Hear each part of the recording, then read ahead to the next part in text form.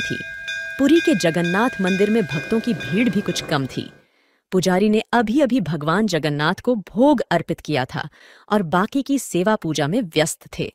इतने में एक अमीर व्यक्ति मंदिर में दाखिल हुआ।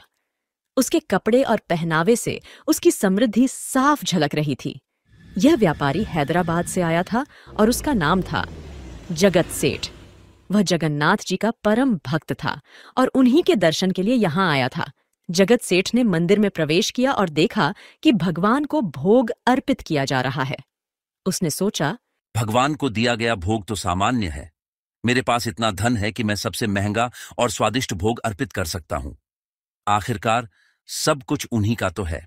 जगत सेठ अपने विचारों में खोया हुआ था और भगवान जगन्नाथ जी मंद मंद मुस्कुरा रहे थे, क्योंकि अब असली खेल शुरू होने वाला था। जगत सेठ ने पुजारी से बात की। पुजारी जी, मैं दूर से आया हूं और मेरे पास बहुत धन है।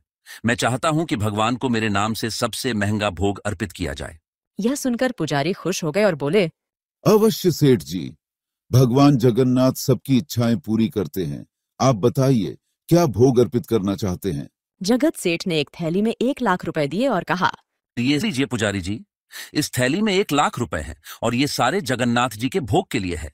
लेकिन मेरी एक शर्त है। शर्त कैसी? पुजारी ने आश्चर्य से पूछा।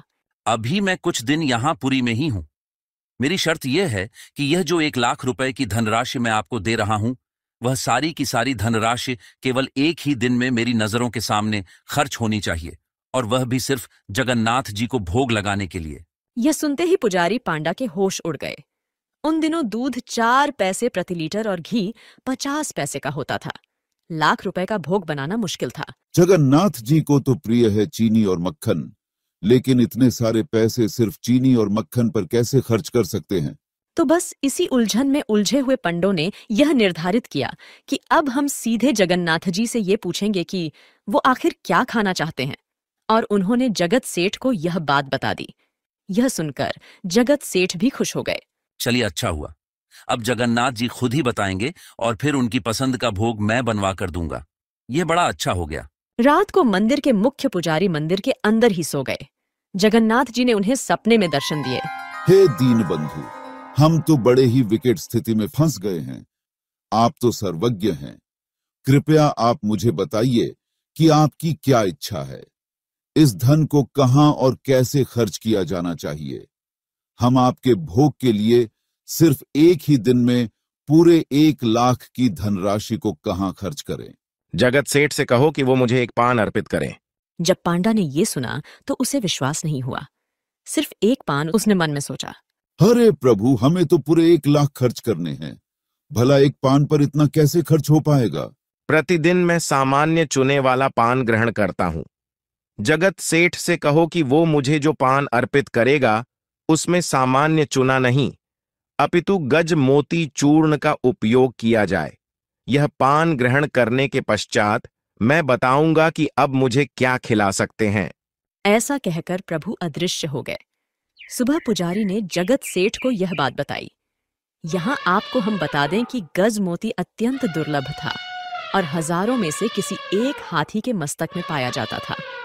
अब ऐसी दुर्लभ चीज कहाँ मिलेगी? यह सुनकर जगत सेठ चिंतित हो गए। सोचने लगे, अब यह गज मोती वाला चूर्ण कहां से लाऊं? उन्हें कुछ समझ नहीं आ रहा था। फिर थोड़ी देर में अचानक उनके मन में विचार आया। चेहरे की लकीरें सीधी हो गईं और आंखों में आंसू आ गए। और क्यों ना आते, उन्हें अपने भूल जो समझ आ गई। भगवान, मैं कितना मूर्ख और पतित हूं। मेरे प्रभु के साथ मैंने यह कैसा अपराध कर दिया। मैं कितने घमंड के साथ भगवान को भोग लगाने के लिए आया था, लेकिन मैं तो भूल ही गया कि वे तो संपूर्ण भौतिक और आध्यात्मिक दोनों सृष्टि के स्वामी हैं। उन्हें मैं क्या अर्पित कर सकता हूं? मुझे अपने धन का घमंड था, लेकिन वास्तव में मैं तो इतना गरीब हूं कि उन्हें एक पान भी नहीं दे सकता।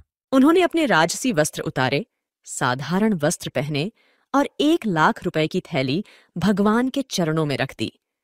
फिर प्रार्थना करते हुए बोले, प्रभु, मैं अत्यंत घमंड के साथ आपको 1 लाख रुपए का भोजन करवाने हेतु यहां आया था, लेकिन मैं तो आपको एक सामान्य पान भी अर्पित नहीं कर पाया। मुझे क्षमा करें प्रभु, मुझे क्षमा करें। जगत सेठ की भक्ति देखकर भगवान प्रसन्न हो गए और इसलिए भगवान जगन्नाथ को गर्भगंजन भी कहा जाता है, जो भक्तों का गर्व चूर चूर कर देते हैं।